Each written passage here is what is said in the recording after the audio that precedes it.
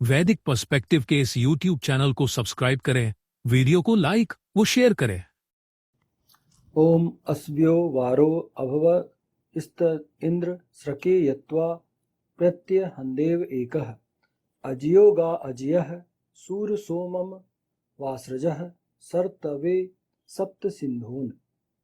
तुम अश्व पुरुष के योग्य वर्ण किए जाने योग्य हुए, तब हे इंद्रियों को वश में करने वाले, जब तुम्हारे लिए एक देव ने गमन में वज्र में हनन किया, जीती तुमने गमनशीलाएं।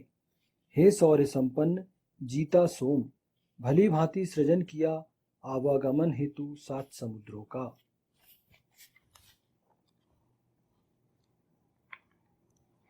ये ऋग्वेद के प्रथम मंडल के 32वें सूक्त का 12वां मंत्र लिया जा रहा है। कि अब फिर से पढ़ा देता हूँ कि भैया अनुज वधु सुनो वाली। उन्होंने कहा, भगवान राम ने कहा, देखो वाली, तुमने बहुत अच्छी बात कही है, लेकिन सुनो, मैंने तुमको मारा इसलिए नहीं मारा मैंने कि बाली सुग्रीव मेरा मित्र है। सुनो अच्छे से। अनुज वधु भगिनी सुत नारी सुन सठ कन्या समय चारी, इन्हीं कुदृष्टि विलो कही जो ही ताहे बधई कछु पाप न हो। कि सुन सठ, हे सठ, अच्छे से सुनना। छोटे भाई की पत्नी अनुज वधु मतलब अपने छोटे भाई की पत्नी, भगिनी बहन, सुत नारी पुत्र वधु मतलब सुत यानी अपने पुत्र की पत्नी मतलब आपकी बहू, सुन सठ कन्या समयचारी, हे दुष्ट, अच्छे से सुनना, क्योंकि तूने ही प्रश्न किया मेरे से, तूने ही मुझे कुछ पूछा है, इसलिए हे दुष्ट अच्छे से सुन। और जो छोटी छोटी बच्चियां होती कन्या समयचारी, इस चारों जो है वो एक समान मानी गई है। इन्हीं कुदृष्टि विलो कही जो ही, और इन पर कोई कुदृष्टि डालता है, गलत दृष्टि डालता है, ताहे बधई कछु पाप न हो।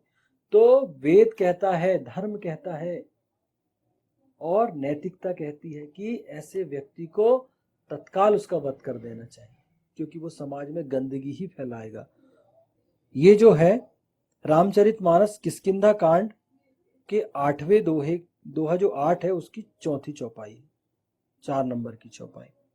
तो यही कि तुमने क्या किए, तुमने अपने अनुज वधु, तुम्हारे बाली, तुम्हारा सुग्रीव तुम्हारा छोटा भाई था, और उसकी पत्नी को, सुग्रीव को तुमने बाहर देश निकाला देके उसके वध करने का तुमने प्रयास किया, और उसकी पत्नी को अपनी पत्नी बनाया, जो तुम्हारी बहन के समान थी, पुत्री के समान थी। अपने छोटे भाई की पत्नी अनुज वधु आपकी पुत्री के समान है ना। आपने तो वही उस जो आपके लिए अगम्य थी, जो जिसे आपको हमेशा स्नेह देना था, प्रेम देना था, क्योंकि वो आपके भाई की पत्नी थी, धर्म के अनुसार तो पुत्री हुई ना, छोटी बहन हुई आपकी, वो तुमने उसको अपनी पत्नी जैसा रखा, मतलब तुम तो अगम्यगमन कर चुके, इसलिए तुम्हारा वध किया गया है। बहुत अच्छे से सुनना। तो वेद बहुत अच्छे से इन सब चीजों को व्याख्यान करता है वेद, कि समाज में किसी प्रकार की अनैतिकता, भ्रष्टाचार न फैले, और ऐसे लोगों को पसंद भी नहीं करता वेद। इस मंत्र में इंद्रियों को वश में करने वाले पुरुष को अश्व पुरुष बनकर गमन की जाने योग्य औरतों को जीतने की बात की गई है। हाँ, अब इस मंत्र में जो है इंद्रियों को जो वश में करने वाला पुरुष है, उसको कहा गया कि भैया आप पौरुषत्व संपन्न होइए, और जो गमन की जाने योग्य औरतें हैं उनको आपको जीतना है। मतलब जो आपके लिए गमन की जाने योग्य है, किसी को भी नहीं कि कहीं भी आपने मुंह उठाया और कहीं भी दृष्टि डाल दी, नहीं। बहुत अच्छे से वेद कहता है कि ऐसे में तो सामाजिक ताना बाना बिगड़ जाएगा, समाज में व्यभिचार फैल जाएगा अगर आप हर किसी पर कुदृष्टि डालेंगे। तो वेद स्पष्ट कहता है कि जो गमन की जाने योग्य है उनको जीतने का प्रयास करना चाहिए। तो अगर आपको कोई पसंद आ रहा, आप किसी से विवाह करना चाहते, तो बाकायदा आप एक तरीके से जाइए, विवाह कीजिए। जैसे हम इसको आज के संदर्भ में तो अब हम यही कहेंगे कि आप विवाह के रूप में, लेकिन हम प्राचीन काल में देखें तो क्या होता था।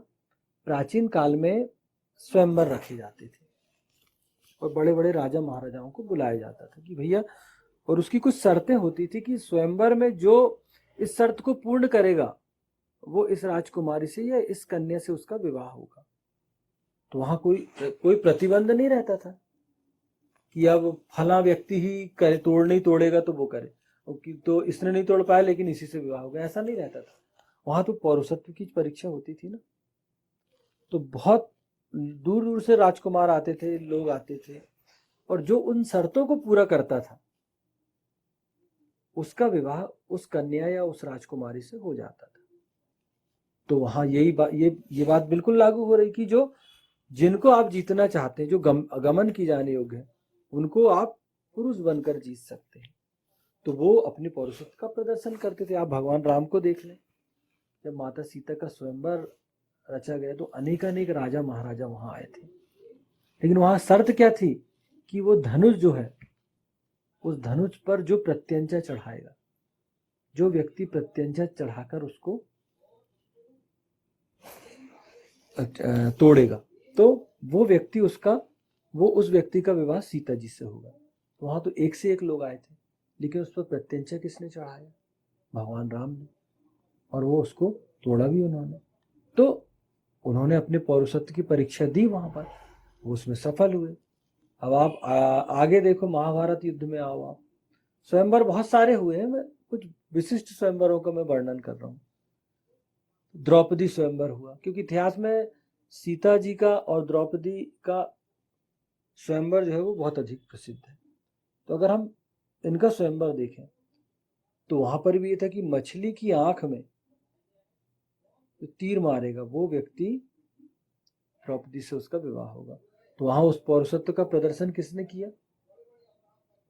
अर्जुन ने किया। तो अर्जुन को प्राप्त हुई वो द्रौपदी। तो यहाँ स्पष्ट है कि जो गमन की जाने योग्य औरतें हैं उनको जीतने की बात की गई है, लेकिन एक तरीके से जीतना है, उनको प्रॉपर वे में जीतना है। जो वेद ने जो तरीका बताया है कि आप पसंद कर सकते हैं, जो युवा लोग होते हैं वो तो बिल्कुल, उनको तो इन सब चीजों, उनको विवाह तो सबका एक अधिकार है, विवाह करना चाहते हैं लोग, और चाहते हैं कि हम अपनी मनपसंद लड़की से विवाह करें, सुंदर कन्या से विवाह करें। तो उसके लिए एक प्रॉपर वे है। अब अभी आज का युग दूसरा है, तो उस हिसाब से आपको आज का युग जो है वो दूसरे प्रकार का युग है। यहाँ आर्थिक रूप से भी सबलता होना चाहिए और आपका आप एस्टेब्लिश हो, तो वहाँ लोग जो मेहनत करते हैं उनको वो चीज़ें प्राप्त होती हैं। आपको उस हिसाब से अपनी तैयारी करनी पड़ेगी। तो युग बदलते हैं, समय बदलता है, लेकिन चुनौतियां बदल जाती हैं, लेकिन भावनाएं तो वही रहती हैं। हाँ, लेकिन वेद के नियम नहीं बदलते। तो आपको उस आज के समय के हिसाब से आपको इससे प्रेरणा लेना पड़ेगा, ताकि वे गमनशीला लड़कियां और औरतें अपना ताकि वे गमनशीला लड़कियां और औरतें अपना तन मन उन्हें समर्पित कर दें।